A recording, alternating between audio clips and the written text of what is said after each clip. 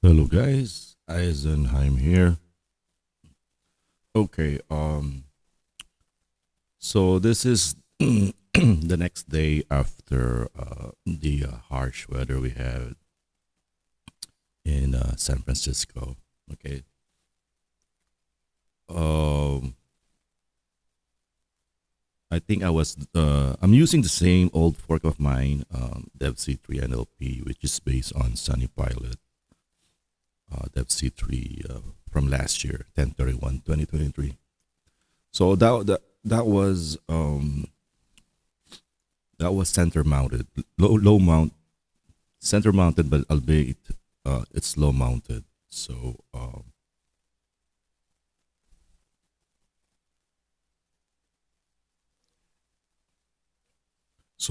I was like, you know what?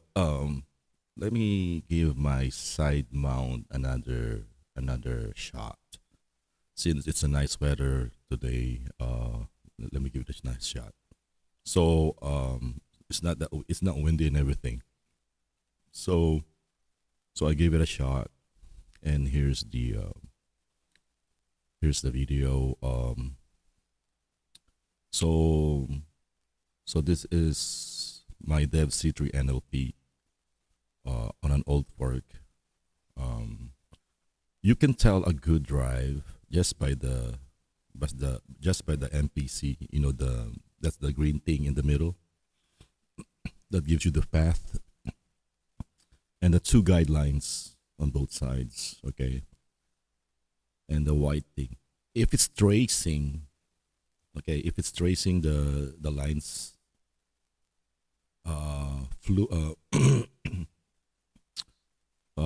effortlessly like this one, see, it's very fluidly, you know what I'm saying? It's fluid. It's as if, it's so fluid. You can tell. Okay. Uh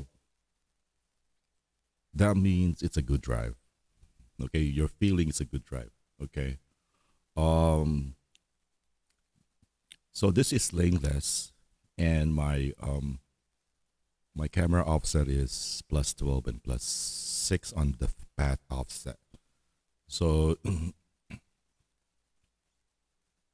so it's gonna be off center to the right. Okay. Um, so what I'm gonna do is I'm gonna play around with the camera offset. I'm gonna try to center it. I think my presumption is um there when you play with the camera offset, there's gonna be a value where your drive will feel the best. Okay, there's gonna be that value where your drive will feel the best. Um,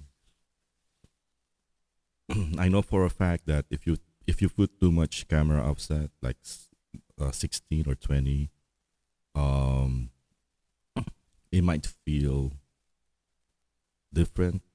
Okay, so so what I'm gonna do is I'm gonna measure the distance between the center line of the windshield to the narrow cam, and in centimeters, that's gonna be my camera offset. Okay.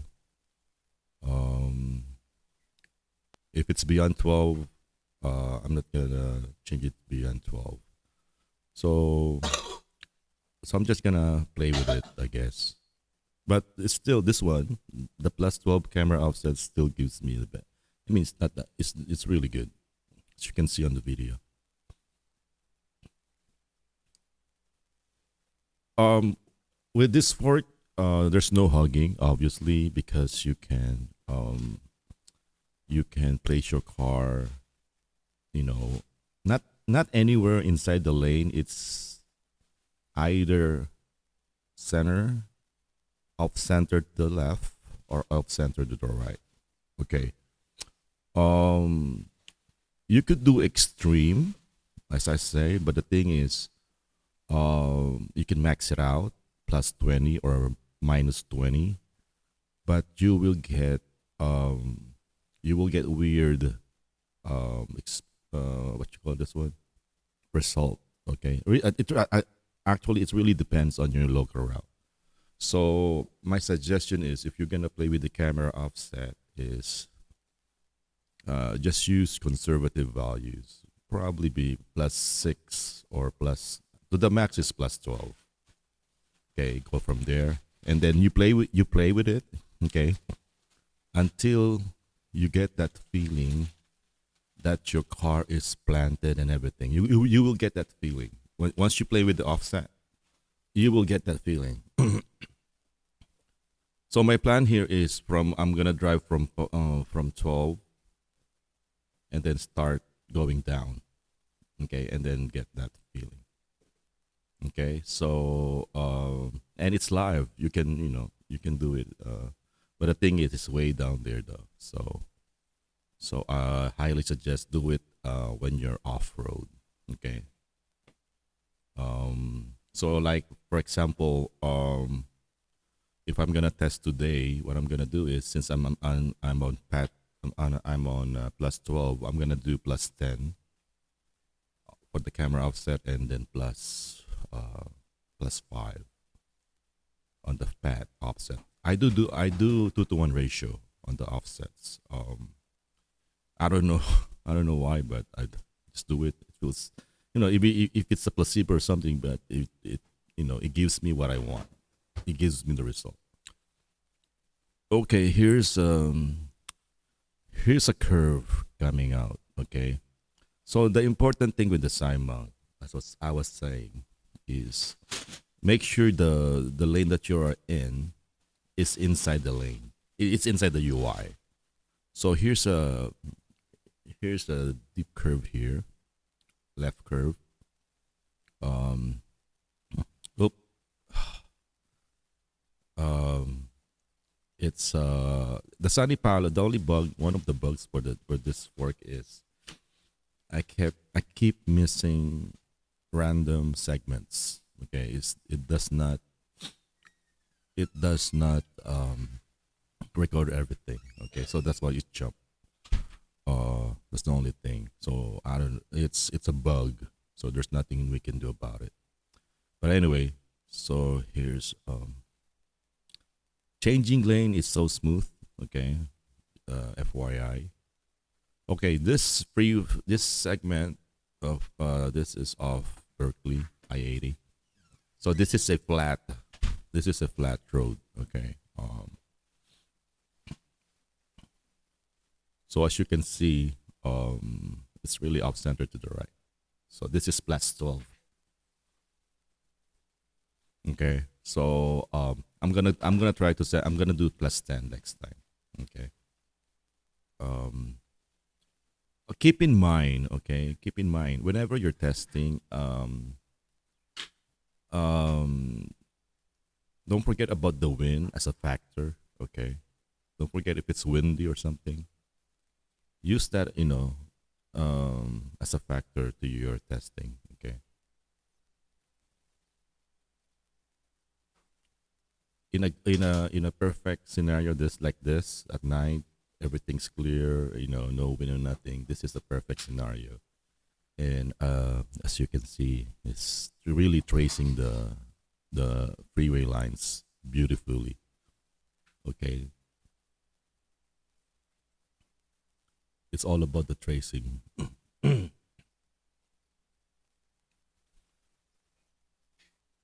Again, I skip.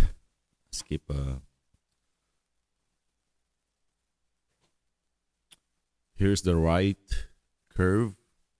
This one I have no problem because I have plenty of space to my right, as you can see here. Okay. Um, and then there's a left curve coming up. Merging is very buttery smooth. Okay. There's a left here.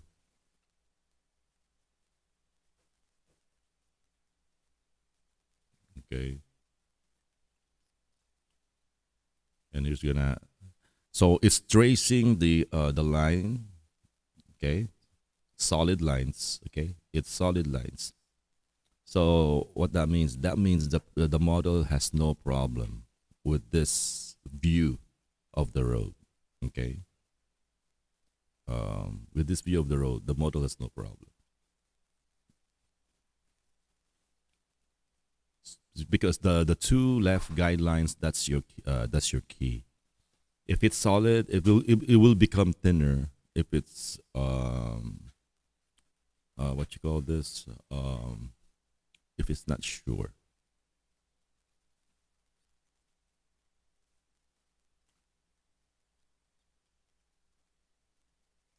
And here's another.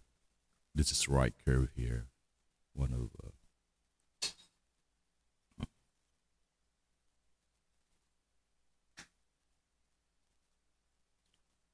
so I'm playing. I'm playing with the but with the button. It's not automatic. It's I'm playing with the button since it's in an old fork. Okay, here's the right lane here.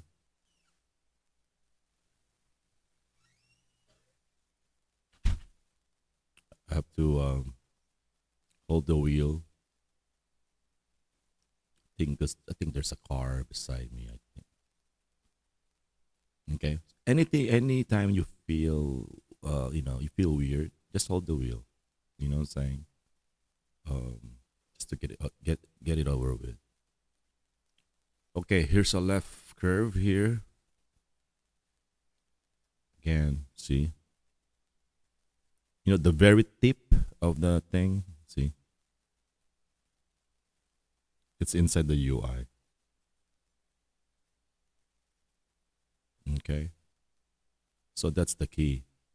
Um, again, whenever you're setting up, make sure the left lane it's just above, doesn't go past, way beyond the DM icon. Okay, as you can see here, since I have a wide lane, because I set this up in the parking lot, so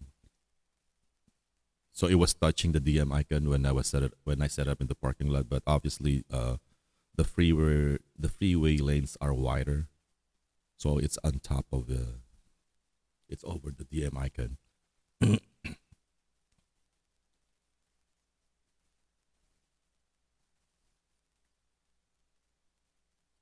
So here's the right lane. So if you're gonna set it up in the parking lot, so take that into account. So probably make sure the left line is under the top, probably hitting the temple of the DM guy. You know what I'm saying? So hitting the DM guy instead of the circle, uh, it hits the DM guy. Okay. Um, the Another thing with using the original mount by comma is um you get to twist the C3, so it will point towards you. Okay, so the camera can see you. The camera is already wide cam, so it can see you. The important thing is that the IR LEDs is going to your direction. Okay, so the DM icon has no problem at night.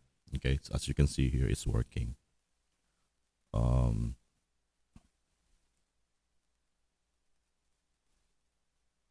and it's foggy. See how beautiful that is. You can tell just by the how the line tracks the freeway. Again, this is only for C3 and older C3X. So if you have a new C3X, um,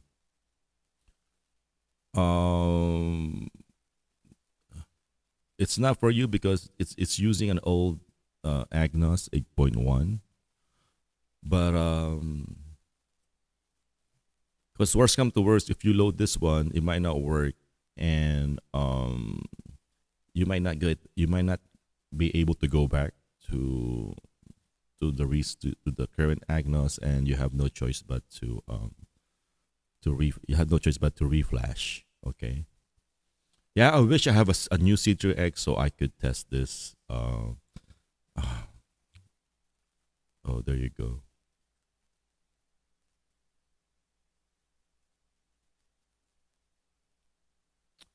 But anyway, yeah. So that's it. This is the side view mount uh, narrow cam view, and I just want you just to know that it works on my old fork. Again, this is Eisenine. Uh, please be careful and drive safe and have a good time. Thank you.